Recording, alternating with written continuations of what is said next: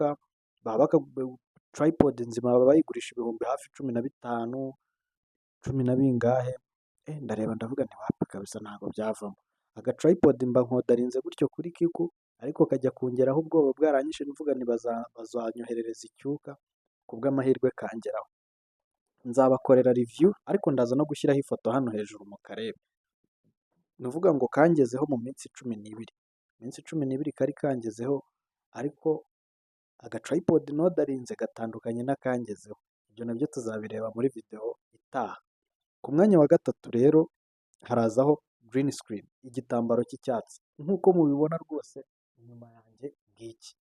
Iki gitambaro rero kiramfasha byatari ku bantu bajya bareba video zanjye, mujya mubibona ko rimwe na rimwe njya nyuzamo nkahindura background.